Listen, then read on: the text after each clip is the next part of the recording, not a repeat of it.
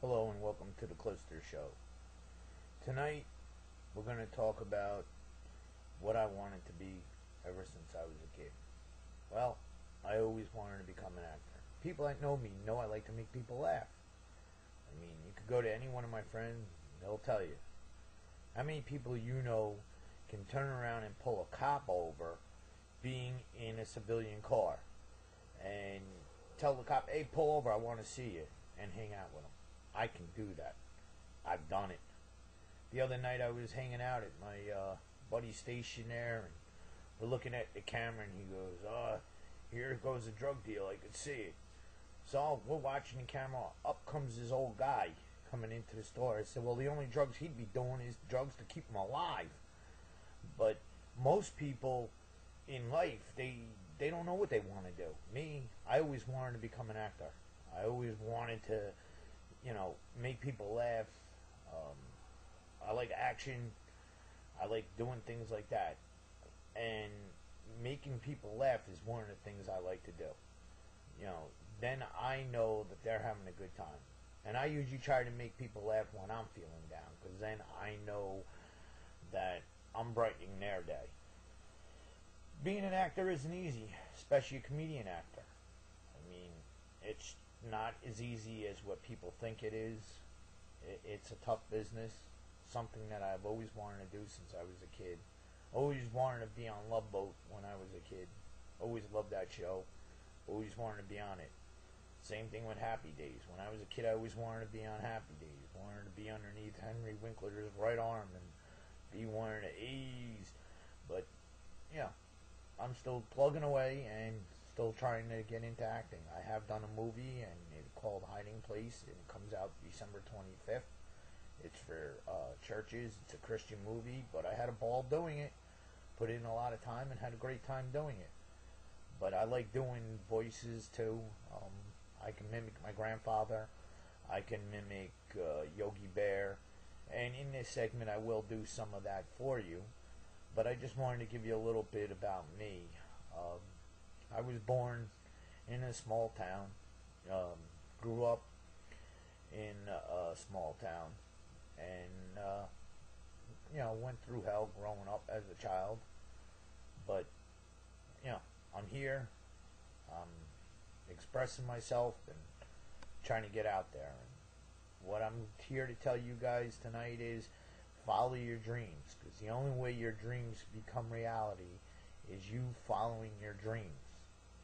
Your dreams are not going to come to you. You got to chase your dreams. If it's something that you really want, you have to chase your dreams. And that's what I'm doing. I'm motivated because I have a great person in my life that means more to me than anything in the world. There's nothing I wouldn't do for this person. She's my best friend. She's a great person.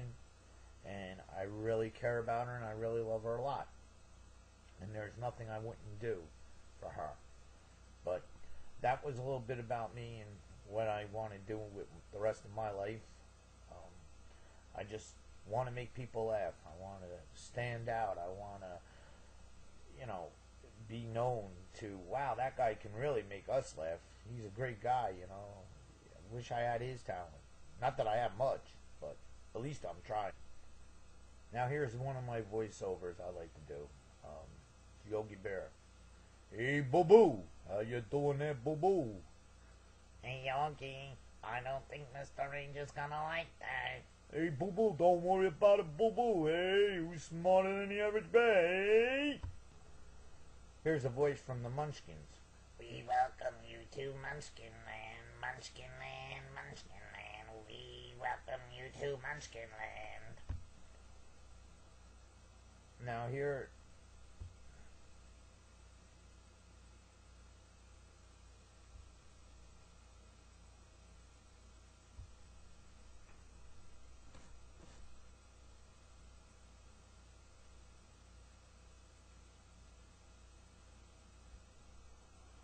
Now here is my grandfather. My grandfather, when I was little, was German.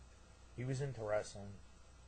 And his famous saying at the house when he would come walking over to my house, and my mom would say, "Dad, would you like something to eat?" "No, no time, no time. I have to feed my horns. No time, no time. Got to go, got to go.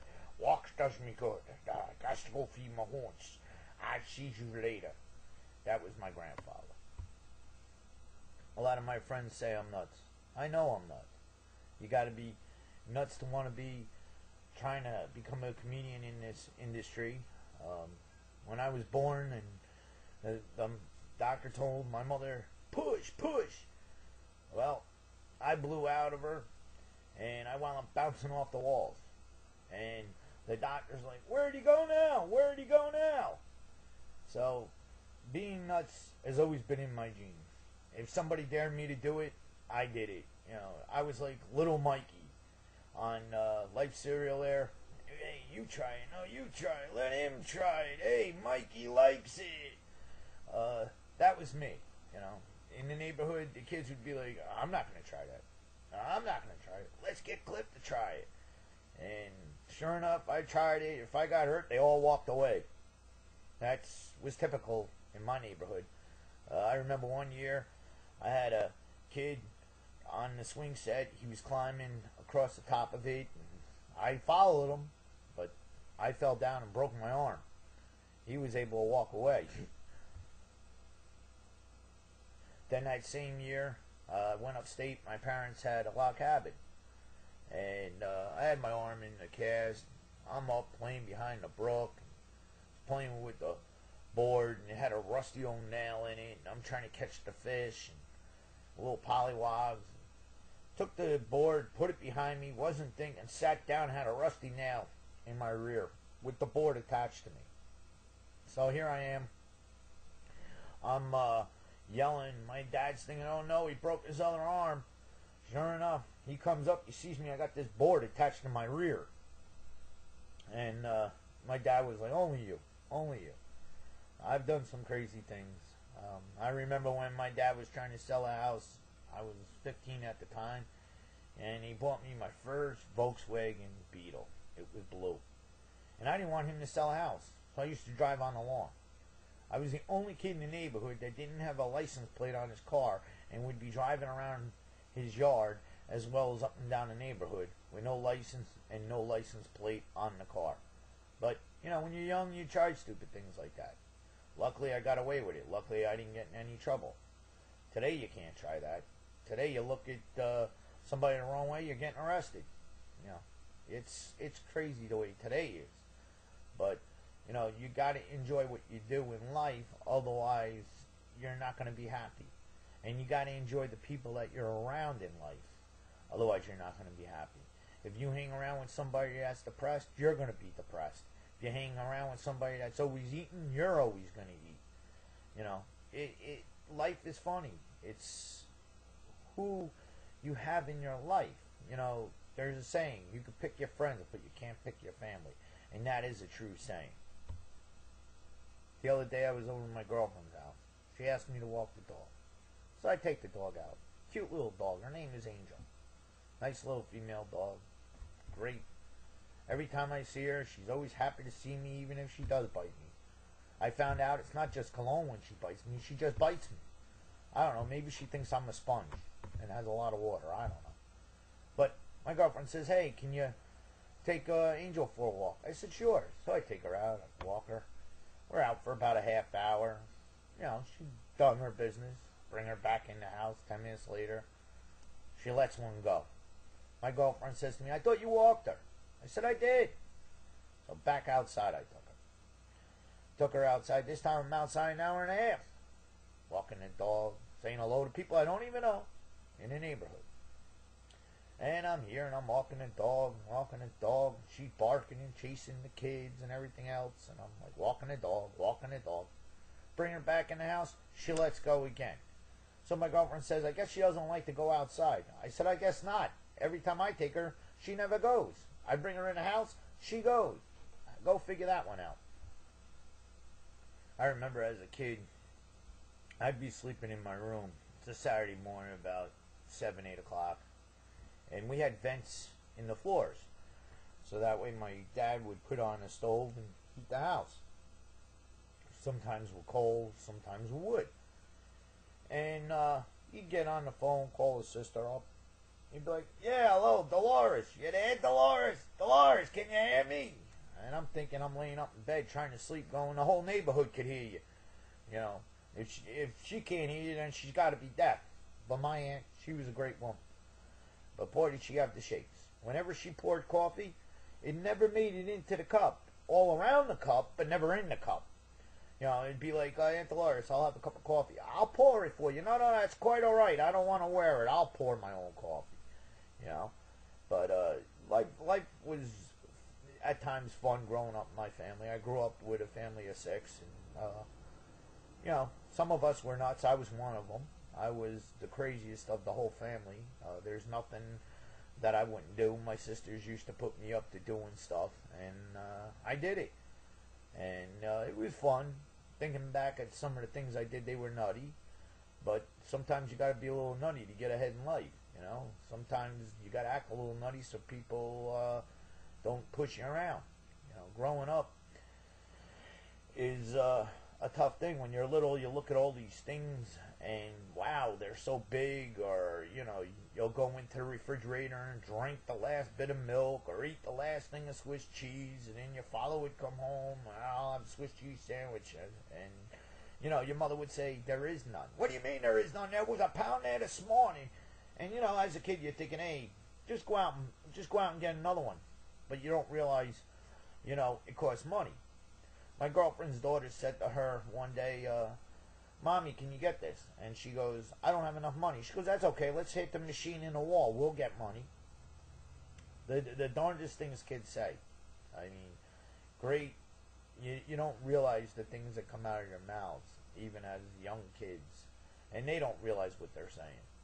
You know, and it's just the things that you do as a kid is asinine. I mean, I remember as a kid, I used to take my kitchen. My parents had like swinging doors, like Western style. I used to sit there and light them on fire. Literally on fire. My mother would come in, "Oh my God, he's got that thing in flames," and she doused the thing out. And then I remember one time I had a circus book, and I'm up in my room, and I lit the thing in flames in the middle of my room. My neighborhood, we were filled with a lot of crazy kids. We had one kid in the neighborhood who lit his whole side of the house on fire, and they had to have the fire trucks come. Thank God I never did nothing like that, but I did some crazy things. Me and fire didn't go good. When I was little, you know, I've always been into electronics, so when I was little, I put part of the plug into the wall, part of it to my lip, and it blew me up. That's why my lip looks the way it does. But hey, I'm still not bad at kissing. I haven't had any complaints about that. So, but kids, you'd be surprised the things that they do, the things that they say. Well, one day we were working on a sign, me and my buddy at work, and the kid comes over. "Hey, what are you doing?" "We're fixing the sign." Kid turns around and says, "Well, when you're done with the sign, you want to do my mom?" We both looked and like, what? It's the things that kids say is unreal, and they don't realize it because they're young and they don't know what they're saying. But you know, it's weird. You know what goes on in life, in pursuing a career. You know, you hear child actors like Gary Coleman. You know, "What you doing there, Wallace?" Was a cute little chubby kid as a kid.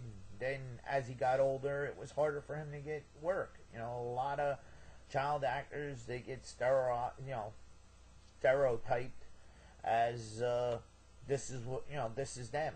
You know, and that's what you get stereotyped as, and you can't get anything else. Me, I'm hoping to make it in the business as a comic, as a action person.